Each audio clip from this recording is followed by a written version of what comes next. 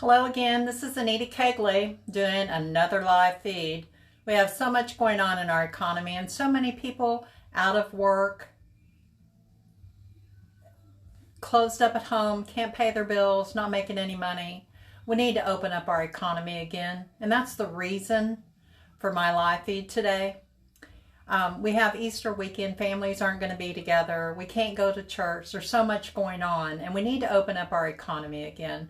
So all of those listening, especially those who live in San Antonio, I would encourage you to contact our mayor. Our governor is going to be presenting a plan to get our economy back in order and some guidelines. And our mayor needs to follow them. And our mayor doesn't normally agree or go along with what our governor says. He always rebukes him and rebukes our president and their guidelines. And so I think we need to encourage our mayor to open up our city back again. I mean, just this week, we had 6,000 cars in line. Some of them even spent the night at the food bank so that they can get food. We have 6,000 cars trying to feed their families because 500 people got the virus in San Antonio. So we're displacing 6,000 families who can't afford to feed their families in line to get food because 500 people have the virus in San Antonio. I think there's a problem with this. We have over 300,000 unemployment claims in San Antonio. 300,000 unemployment claims because 500 people have the virus. I mean, do you see the economics here? They don't make sense. We have a mayor that has shut down our golf courses because one person had the virus. Now, I understand the governor advised to do this, and I understand that, but you know what? One person having the virus, so you shut down all the golf courses and all those employees working at those golf courses because one person had the virus.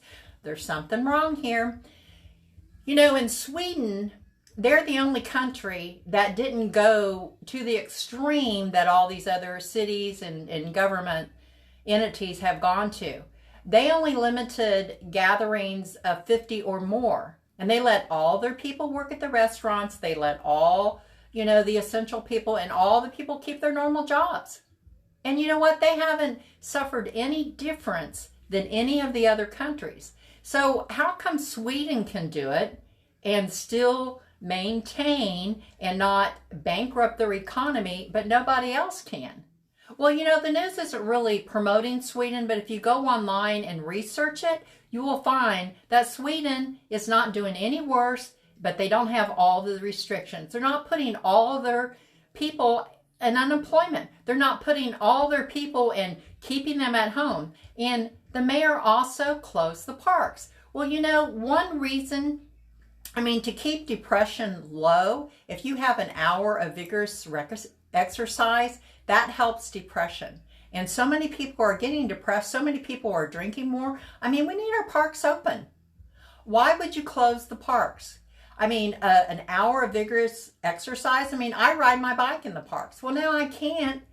And that would just help me being cooped up at home if I could get out in the park and ride for an hour of vigorous exercise.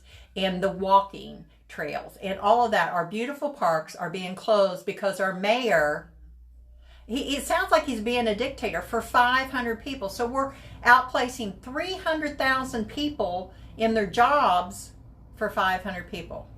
We're not making 600 people. 6,000 people are sleeping in their cars so they can have food for their families. Hello, mayor, wake up.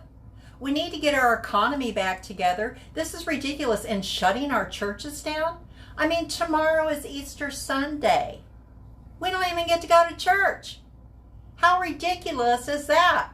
We're closing how many churches? There's probably over 6,000 churches in San Antonio, and you multiply that by all their members.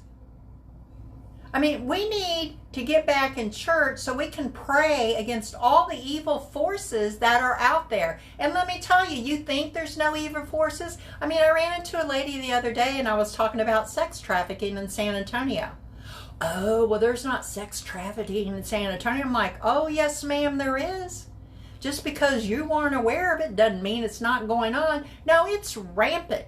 We have one of the most horrible cities as far as sex trafficking goes. We have a sanctuary city. You know, our mayor, we have an unofficial sanctuary city. This is ridiculous. Y'all need to contact our mayor, and if in a minute I'll give you his telephone number and his email address, because we need to get our economy back. We need to open up San Antonio again. We cannot, you know, the cure cannot be worse than the problem, and keeping people in their homes is not going to solve anything. It's just going to bankrupt our city, bankrupt our economy, cause more depression, cause more domestic violence, cause more small companies to go out of business, and they are the backbone of our nation. And do you see the need? We need to contact our mayor, and let me give you that number. It's 210-207-7107. That's 210-207-7107. His email address is Ron, R-O-N, period, Nirenberg, Nirenberg, at sanantonio.gov. So that's 210-207-7107 is the telephone number, and his email address is ron.nirenberg, Nirenberg, at sanantonio.gov.